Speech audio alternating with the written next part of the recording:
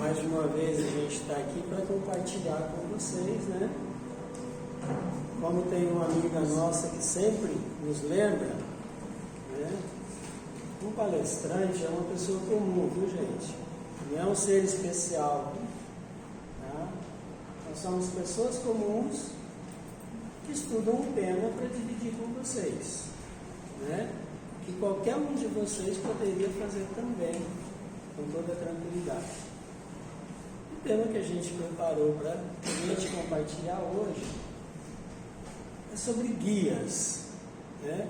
Como sempre, quando a gente vem conversar com vocês, eu gosto da participação de vocês também, né? Não é uma palestra, é um bate-papo, né? Gosto de uma ajuda. Alguém poderia me ajudar? O que é um guia?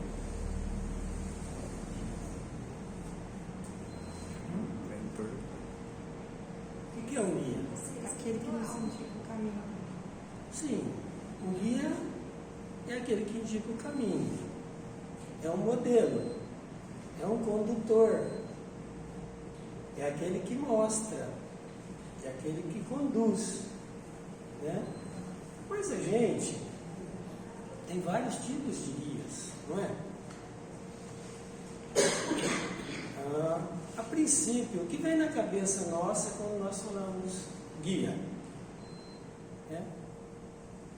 Normalmente a gente lembra do nosso espírito amigo, anjo guardião, espírito protetor. E a gente é tão assim que a gente diz assim: é meu guardião, é meu anjo da guarda, é meu espírito amigo. Não, ele é teu, gente. Né? Como se a gente tivesse posse de alguém. A gente não tem posse de nada, nem das coisas materiais, que elas são transitórias, quiçá de uma outra pessoa, né? E ainda mais se tratando da espiritualidade. A gente acredita que nós podemos fazer qualquer coisa e que nosso guia espiritual, nosso amigo espiritual estará à disposição sempre que nós precisarmos. Não é bem assim que funciona, tá? Como tudo na nossa vida, nós temos que nos preparar, nós temos que merecer. Então, para que a gente tenha o amparo dos nossos guias, é preciso que a gente mereça esse amparo, né? Não adianta eu ter uma conduta incorreta, uma vida desregrada, e na hora da dificuldade eu clamar pela ajuda do meu guardião. Ele vai estar disponível para me ajudar?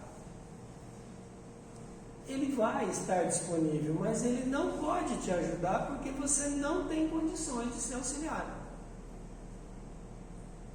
Né? E como é que funciona isso? Se nós tivermos um mapa para ir a determinado local, ele é um guia. Se a gente não souber interpretar o mapa, nós chegamos no local que a gente precisa? A gente não chega.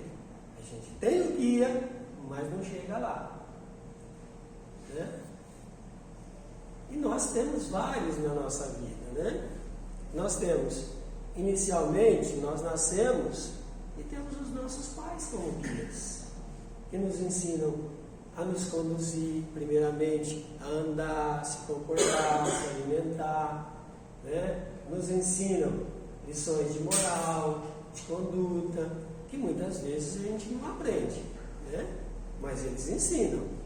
São os nossos primeiros guias.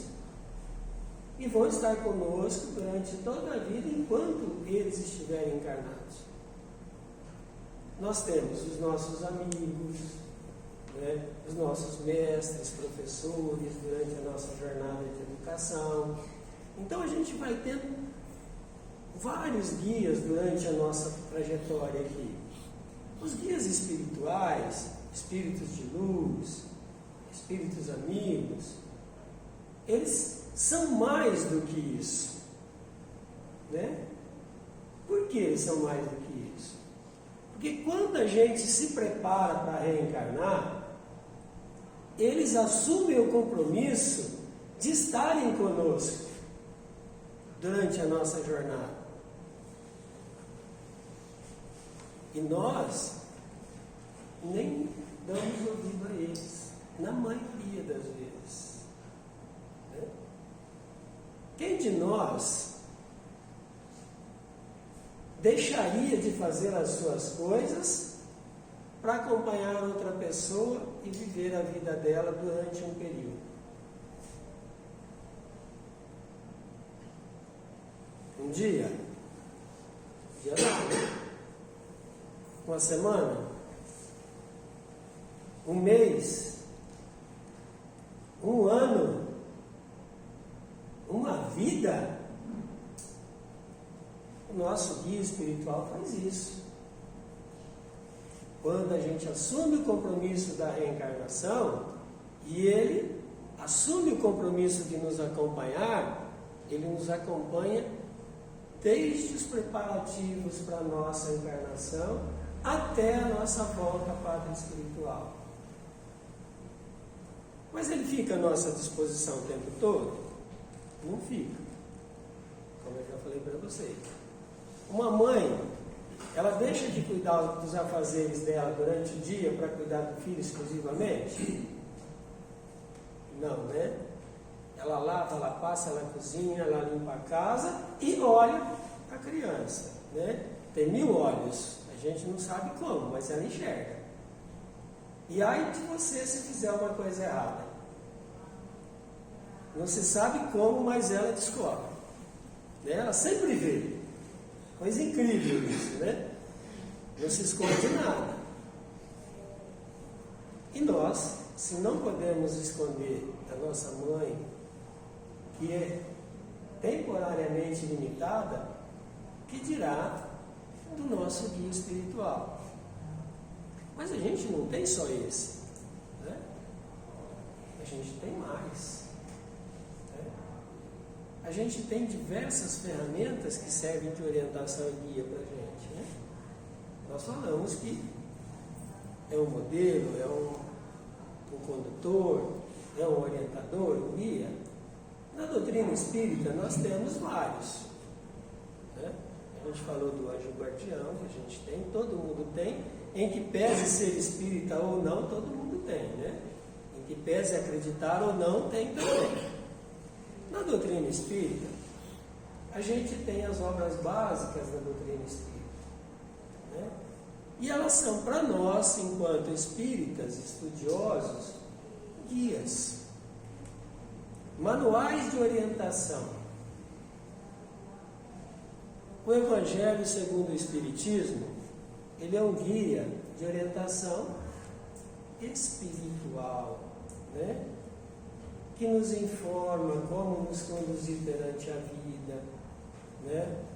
Com relação às outras pessoas que nos cercam, como que a gente se comporta, como compreender e aceitar. Nós temos o livro dos Espíritos, que nos informa sobre as relações entre a espiritualidade e nós enquanto encarnados, né? Nos informa como é que funciona do outro lado, nos esclarece como é que a gente conduz a nossa vida. Nós temos o livro dos médiuns, para quem quer se tornar um médium, para quem quer conhecer pouco mais de como se processa esse intercâmbio entre a espiritualidade e nós encarnados, né? E nós temos as demais obras básicas de esclarecimento, né? Nós temos a Gênesis, o Céu e o Inferno, as obras póstumas. Todos vocês já leram todas, né? Tenho certeza, sabe? De cor e salteado, né? É assim, não é?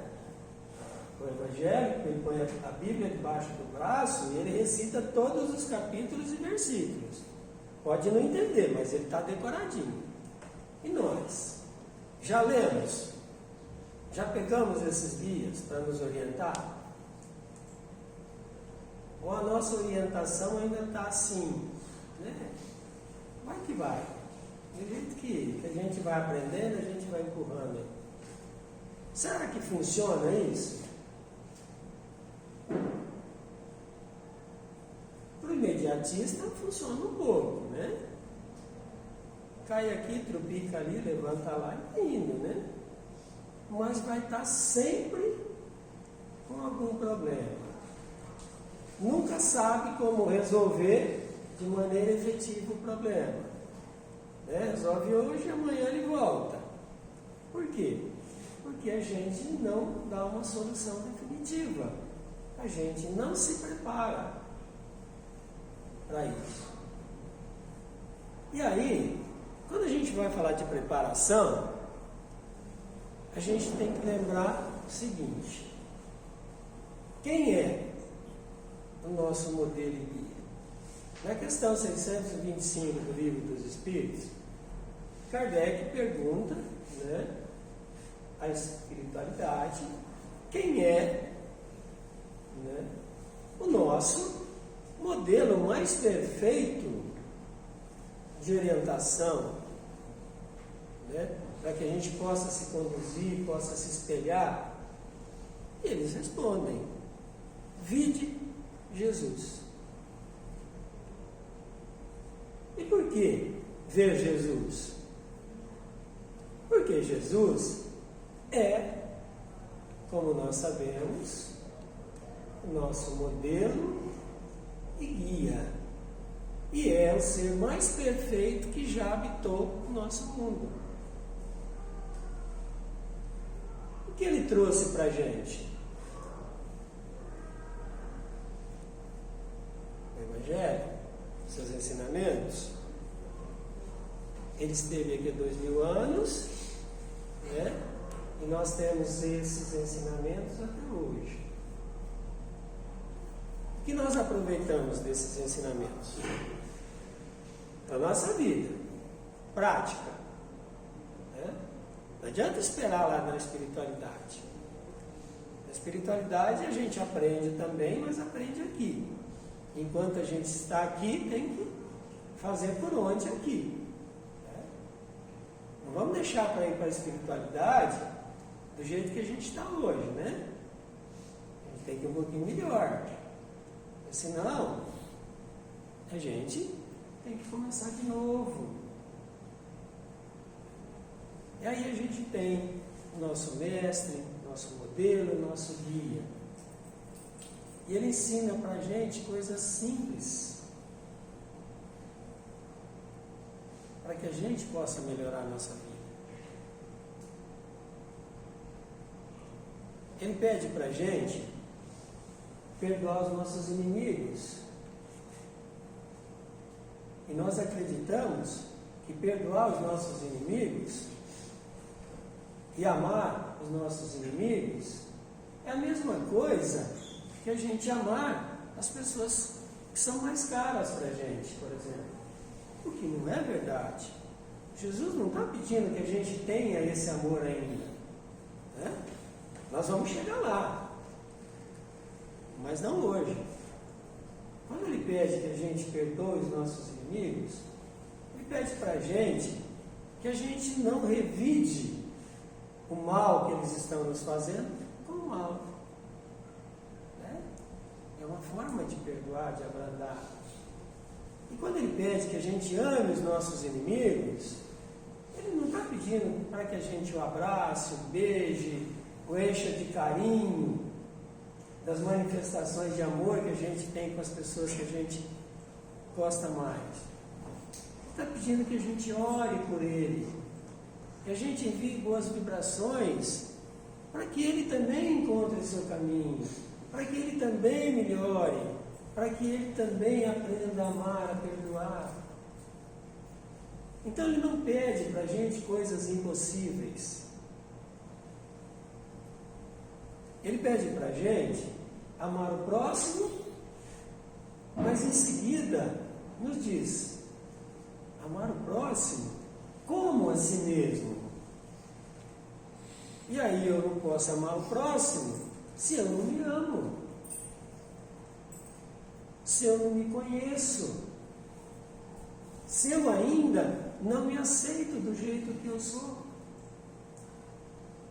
se eu ainda guardo mágoas, guardo rancores, se eu ainda não enxergo a vida como uma dádiva divina, uma bênção, que não é qualquer um, a qualquer hora que recebe essa bênção. Essa possibilidade de estar encarnado aprendendo, ela não acontece assim, do dia para a noite. A gente tem que conquistar esse direito. E se nós estamos aqui, é porque nós conquistamos esse direito, essa possibilidade. E se a gente deixa as coisas correrem, se a gente não se aceita, se a gente não cuida do nosso corpo, da nossa mente, do nosso espírito, nós não nos amamos. E não nos amando, nós não podemos dar ao próximo aquilo que nós não temos. É muito simples. Então a gente vai percebendo que tudo que Jesus nos pede é muito simples. Né? No Evangelho também, ele nos convida a sermos perfeitos. Sedes perfeitos como o meu Pai que está no céu. Nós vamos conseguir? Vamos. Por que nós vamos conseguir? Porque é o objetivo da criação. A gente foi criado simples e ignorante, e a nossa jornada vai nos conduzir até nos transformarmos em espíritos puros. Né? Ou seja, nós vamos chegar lá. Mas ele está pedindo para a gente ser perfeito hoje, agora, com todas as perfeições que Deus tem? Não. Ele só pede uma coisa para a gente. Muito simples. Ser melhor hoje do que a gente foi ontem. Ser melhor amanhã do que a gente foi hoje. É simples, não é? Então, várias coisas que a gente vai aprendendo com os nossos guias são para nos conduzir para caminhos melhores. Mas tem guias que nos conduzem para caminhos errados? Tem, né? Por quê? Porque nós não mudamos. Né? Tem aquele amigo encarnado ainda que nos convida para usar álcool, para usar droga, para experimentar, para fazer um assalto, para fazer coisa errada. Não tem? Tem. E esse amigo, quando desencarnar, ele vai fazer o que com a gente? Quando ele soprar na nossa orelha, ele vai dizer a mesma coisa. Olha, vamos usar isso, vamos fazer aquilo. Né? E aí a gente vai alegar que a gente fez porque a gente sofreu influência de outra pessoa. Né? Mas quem decide o que fazer? É o outro ou é você? E a responsabilidade? É do outro ou é sua? Então, em que pese a gente ter orientação, vejamos que tipo de orientação a gente está aceitando. Que tipo de orientação a gente está seguindo? Aonde essa orientação está nos levando? Ela está facilitando a nossa vida? Ela está nos tornando melhores? Ela está trazendo coisas boas para nós e para as outras pessoas? Então é uma boa orientação a ser seguida.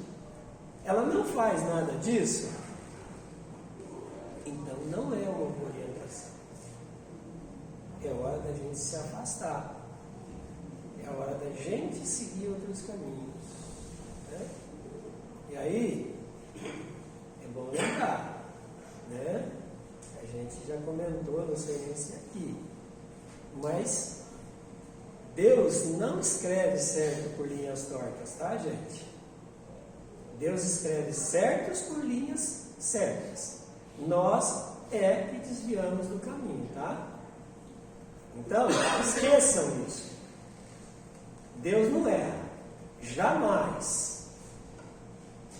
Este guia é perfeito,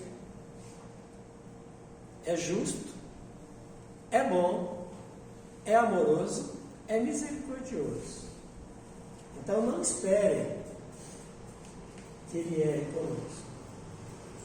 Quando nós fazemos as coisas erradas, não espere que Ele também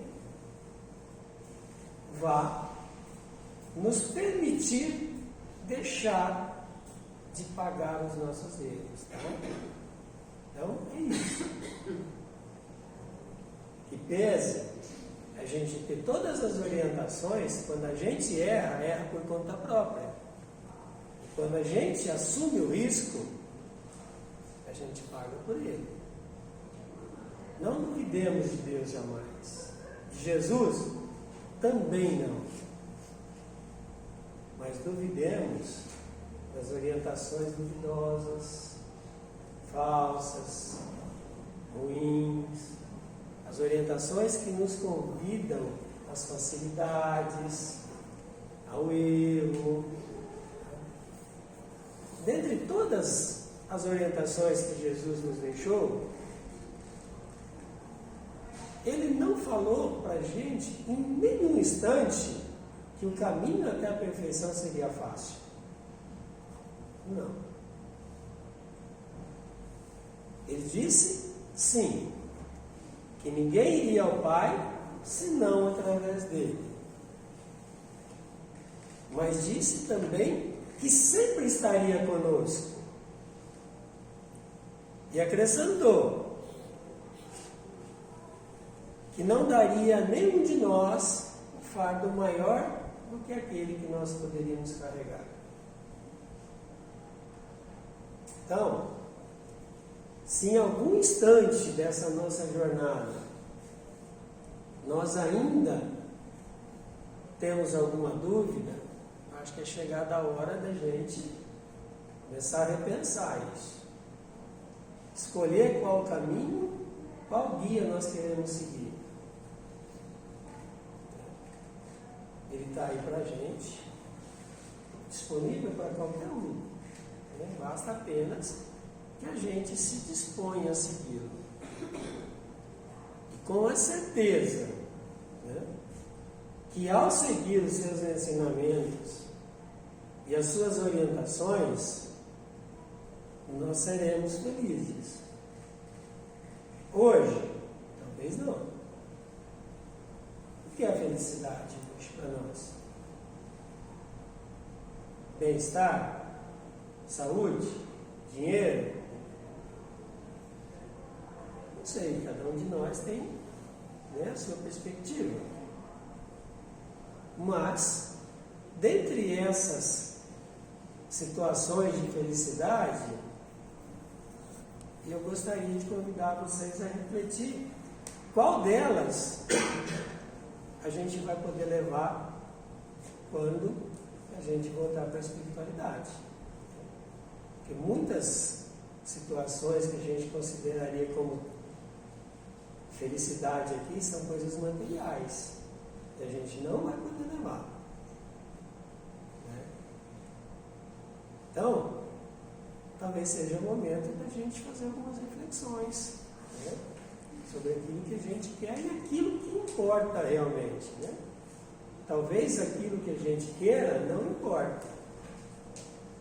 E talvez aquilo que a gente não esteja querendo hoje é o que realmente importa para a nossa vida. Quando a gente vem para a casa espírita,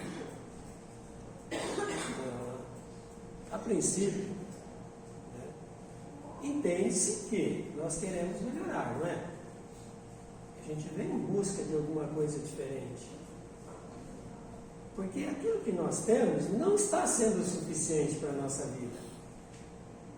Não está preenchendo, muitas vezes, o vazio do nosso coração, não está preenchendo o vazio da nossa mente, não está preenchendo o vazio das nossas considerações morais, não está preenchendo o vazio das nossas emoções, dos nossos sentimentos, e a gente vem em busca daquilo que vai preencher esses vazios. E a doutrina espírita, ela preenche esses vazios. E de que forma ela faz isso? Nos dando orientação,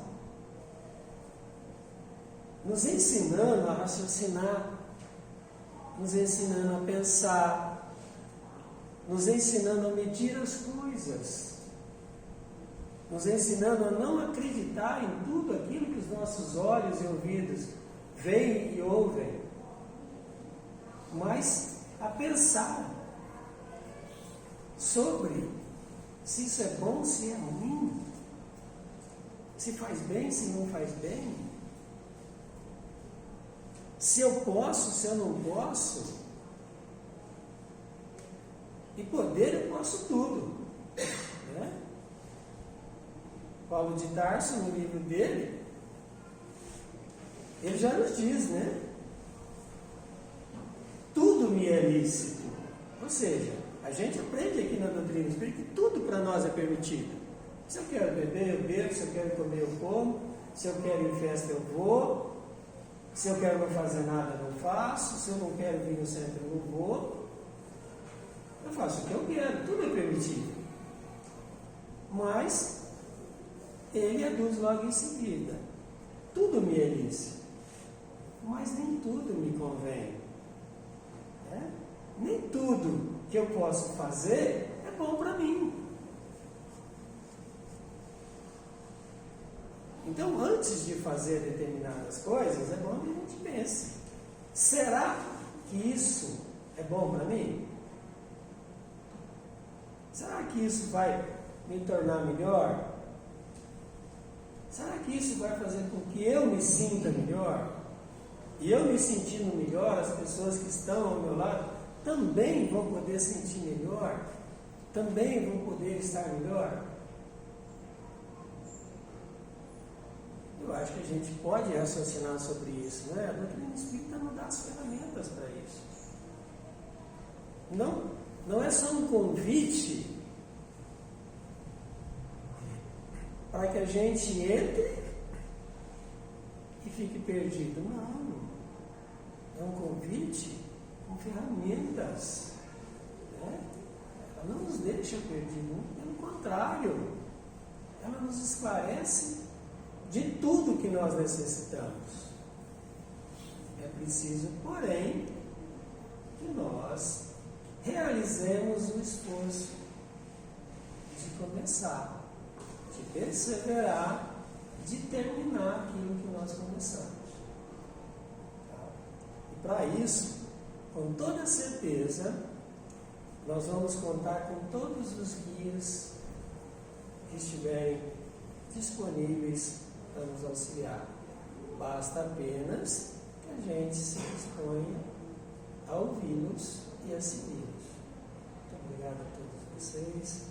Que Deus nos acompanhe hoje e sempre, nos abençoe, nos conduza, nos ilumine para que nós possamos tomar as melhores decisões da nossa vida e façamos dela, a cada dia que passa,